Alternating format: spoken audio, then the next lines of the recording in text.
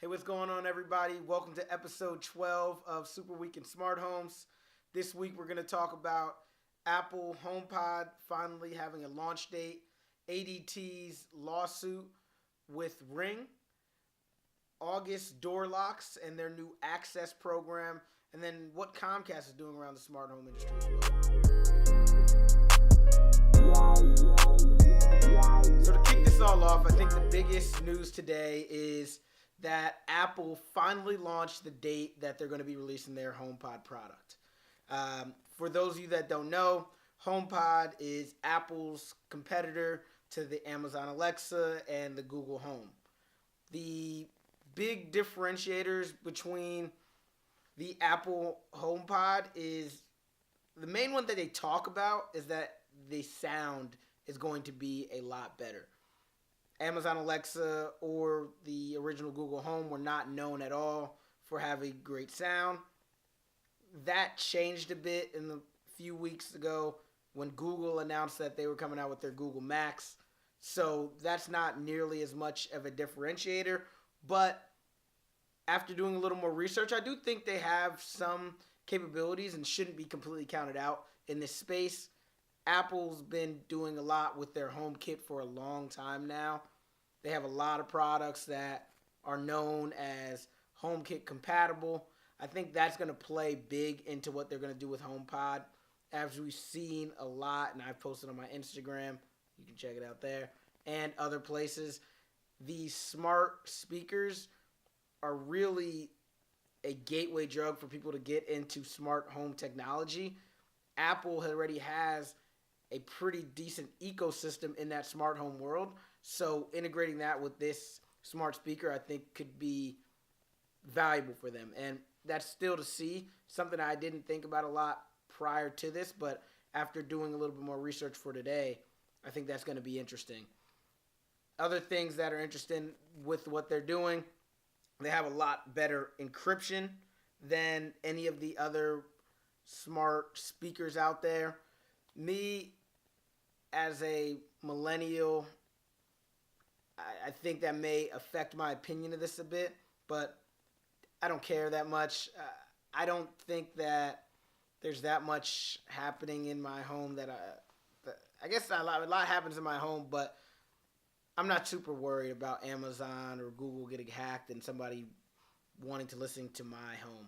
It just doesn't come to me as much. But I know a lot of older generations especially are thinking, well, what if it gets hacked? You know, they're listening to all my conversations, Big Brother, this. Big Brother's here, you guys. I'm not super worried about it. It's just the world that we live in.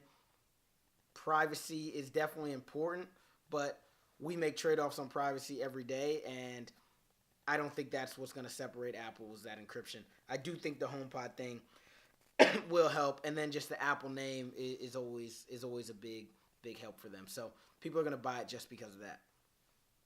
The next thing I wanted to talk about was something I talked about in past episodes, and that is the lawsuit that ADT brought against Ring for their Ring Protect. So that lawsuit has now been settled. There hasn't been any financial data really given, but what people say, what's going on in the world, what people are saying is that Ring had to pay ADT $25 million to settle this lawsuit, and now they're coming out with the product. Ring saying that the product's coming in spring. They've actually renamed it from Ring Protect to now Ring Alarm. I'm very excited about this product. I think it's very interesting in terms of what they're doing. They have great doorbell technology. They have great cameras that they released with their the Ring spotlights and all of the rest of the ecosystem that they have. Now adding an actual alarm system that is monitored, and there's a small monthly fee to it, really helps bring their entire product line together. So I'm excited to see kind of what happens with that. There's rumors that there could be another lawsuit on the way, which isn't good for Ring, but definitely something that's worth at least thinking about it. I wouldn't say it would stop me from buying it. It's a small. I believe it costs $249 is the entry fee for buying the ring alert, and then it's ring alarm. Sorry, and then it's $10 a month. I think it's still worth it as long as that lawsuit, especially if that lawsuit doesn't come, it's going to be huge. But the lawsuit that I'm talking about is Alarm.com bought iControl a few years ago, and when they were buying iControl was suing a company called ZoneOff, who Ring now owns. So the speculation is that Alarm.com may come at Ring for this because this is exactly Alarm.com's realm. This is their industry. So we'll see. I don't know. I should probably be more on the Alarm.com side because I'm an integrator, but I think Ring has just such a great name in the industry. People know it. People ask for it, that I'd like to see Ring work out. I haven't quite figured out how I make money as an integrator on it, but as a product, it seems to be the right way to go, and I still sell it all the time. I install it for people all the time. I think leading with the best products is the right way to kind of go about this industry, and that's about business, period. Lead with the best, and that's what we do here at Digital Home. So we'll see what happens there. The next thing I want to talk about is August access. So a while back, we talked about the Amazon, I forgot what they called it, Amazon Home, whatever it was called, Amazon Home Delivery is what they're doing, right? Where when you get an Amazon package, instead of them laying it right in front of your door, they would have a smart lock that would let them in the door. There'd be a camera there, and they could come a few steps in your house and just put your package there. The whole benefit is no longer are, kids or random people standing outside your door picking up your packages and running off with them. This makes it so that you are always going to get your stuff when you want it. There was a big uproar when this came out.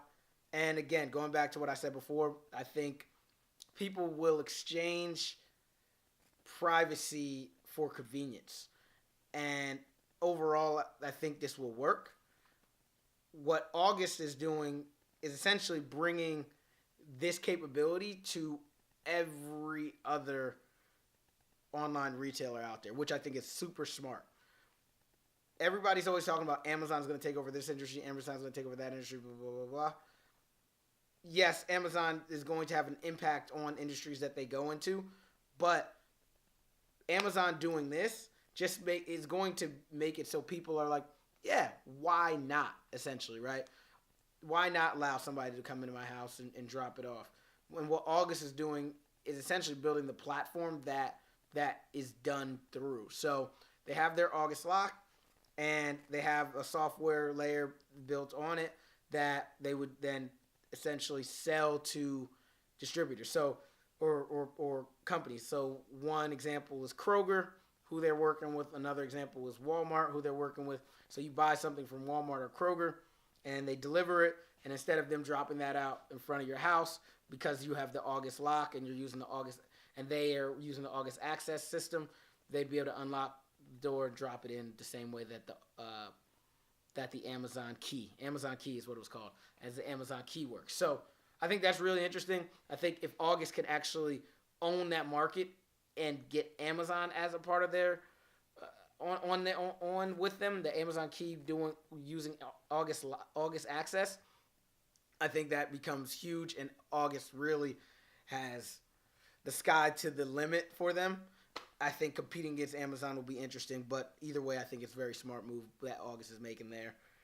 And then the last thing I wanted to talk about is something that Comcast is doing in the smart home space, and is that Comcast is always kind of dabbling here and there with smart homes.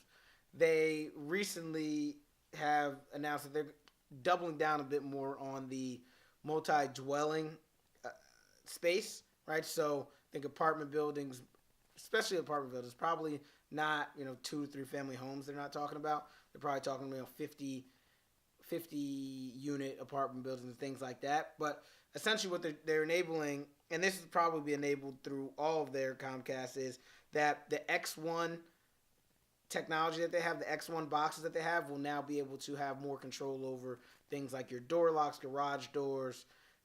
I don't think it was lights. I forgot what other door locks, garage doors. Oh, lighting, security cameras, and other smart gadgets. And the reason that they're going after the MDU market is something that was a really interesting stat for me, and that's why I really am bringing this up, is that 49% of property owners and managers are finding that smart home technology is increasing the value of their rentals or homes. I've been talking about this so much since I've joined Digital Home. This revolution is happening, and I think that speaks even more to that. And what's even more powerful is that 82% of people are saying that they're going to be implementing these into their homes. So I just say that to remind people, right? This is coming, whether you're on board or not. Smart technology is coming, right? The internet is here. So you're always by the internet, so why wouldn't we want it to be in our home and making our lives easier? Amazon Alexa, Google Home, HomePod, etc., are that Trojan horse that I think is starting to get people to really see how it would work in their home, because they say, Alexa, put a timer on while they're cooking. But they love to say, while you're sitting on the couch watching TV, and you go, Alexa, tell the oven to preheat to 400. You know the preheating is going to take 20 minutes. So then you go, Alexa, set a timer for 20 minutes. And you never left your couch.